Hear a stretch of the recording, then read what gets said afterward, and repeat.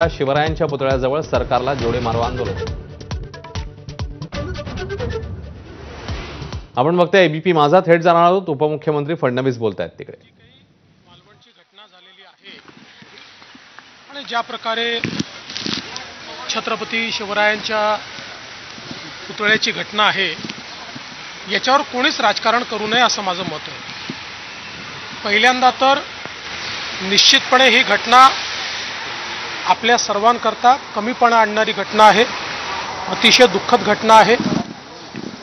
पण त्याच वेळी अशा प्रकारची घटना झाल्यानंतर एकतर त्याची योग्य चौकशी झाली पाहिजे, कोण दोषी आहेत त्या दोषींवर कारवाई झाली पाहिजे आणि तिथे भव्य पुतळा उभारला गेला पाहिजे। या तिन्ही गोष्टींकडे आता त्याची कारवाई चाललेली आहे। नेव्हीने ही गोष्ट गांभीर्याने घेतली असल्यामुळे नेव्हीने चौकशी समिती तयार केली, टीम तयार केली। ती टीम त्या ठिकाणी येऊन गेली आहे। त्यामुळे नेव्ही या संदर्भात चौकशी करून उचित कारवाई करेल, जे दोषी असतील त्यांच्यावर कारवाई करेल। घटनेकरता कुठली गोष्ट जबाबदार होती किंवा काय त्याच्यामध्ये चुका राहिल्यात या संदर्भातला तो रिपोर्ट त्या ठिकाणी असेल। ऑलरेडी पीडब्ल्यूडी विभागाने एक पोलीस कंप्लेंट केलेली आहे, एफआर केलेला आहे। त्यामुळे त्यात जे सिव्हिलियन्स असतील त्यांच्यावर नेव्हीच्या रिपोर्टनंतर पोलीस विभाग देखील कारवाई करेल। त्यामुळे सगळ्या प्रकारची कारवाई त्या ठिकाणी होणार आहे। आणि दुसरं, माननीय मुख्यमंत्र्यांनी देखील सांगितलेलं आहे की आपण नेव्हीला मदत करून त्यांच्या मदतीनं त्या ठिकाणी एक भव्य अशा प्रकारचा छत्रपती शिवरायांचा पुतळा हा उभारणार आहोत।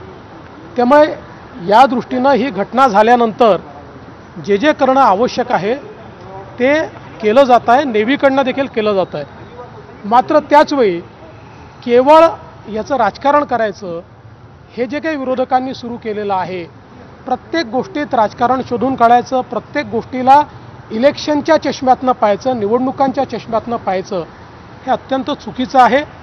अशा प्रकारचं खालचं राजकारण त्यांनी करू नये।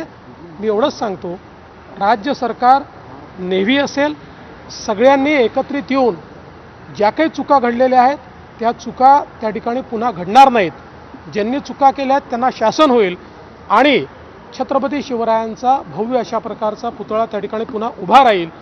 या संदर्भातली कारवाई सुरू केली। आता घटनाक्रम बघता निवडणूक डोळ्यासमोर ठेवून मुद्दाम केलं गेलं असं वाटतं का? घटनाक्रम बघता असं आहे की आता कोणी काय केलं हे मी बोलणार नाही, पण सगळ्यांनाच माझी विनंती पण आहे आणि सूचनाही आहे, या विषयाचं राजकारण करणं महाराष्ट्राला शोभत नाही। साहेब म्हणाले की या सरकारला हे कळत नाही की कुठे भ्रष्टाचार करावा किंवा याचं तारतम्य नाही या सरकारला। खरं म्हणजे शरद पवार साहेब ज्येष्ठ नेते आहेत, त्यांना हे देखील माहिती आहे की हा पुतळा नेव्हीने तयार केलेला आहे, हा काही राज्य सरकारने तयार केलेला नाही।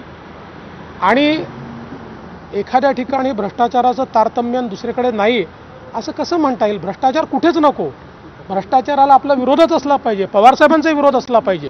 ते अशा प्रकारे वक्तव्य देत असतील तर मला आश्चर्य वाटतं की ते भ्रष्टाचाराला समर्थन देतात का मग इतर ठिकाणी? मला असं वाटतं हे राजकीय जे वक्तव्य आहेत हे राजकीय वक्तव्य केवळ निवडणुका डोळ्यासमोर ठेवून या ठिकाणी दिले जात आहेत। पवार साहेबांसारख्या मोठ्या नेत्याला अशा प्रकारचं वक्तव्य करणं शोभत नाही। नारायण राणे साहेबांनी आंदोलन काढामध्ये पत्रकारांना तिथल्या असणाऱ्या अधिकाऱ्यांना धमक्या, नारायण राणे साहेबांनी आंदोलन दरम्यान तिथे पत्रकारांना अधिकाऱ्यांना धमक्या दिल्या। मला असं वाटतं की राणे साहेबांची बोलण्याची एक पद्धत आहे आणि ते नेहमी आक्रमक असतात बोलताना, पण कोणाला धमक्या वगैरे ते देतील असं मला वाटत नाही। बदलापूरच्या घटनेत गुन्हा दाखल झाल्यानंतर त्याचे संचालक आणि मुख्याध्यापक सगळे फरार झाले। जे कोणी ज्यांच्यावर गुन्हे दाखल झाले असतील ते कुठेही पळून गेले तरी त्यांना शोधून काढू आणि त्यांच्यावर कारवाई करू।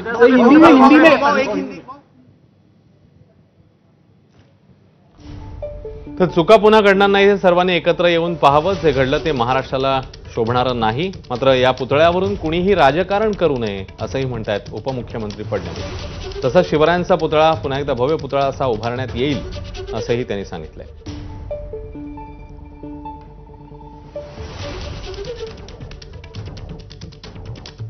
आणि आता दिवसभरातल्या सगळ्या महत्त्वाच्या घडामोडींचा वेगवान आढावा बातम्यांचं अर्धशतकमध्ये. राजकोट किल्ल्यावर शिवछत्रपतींचा पुतळा कोसळल्याच्या मुद्द्यावरून मवियाचं आंदोलन. आदित्य ठाकरे आंदोलनात सहभागी.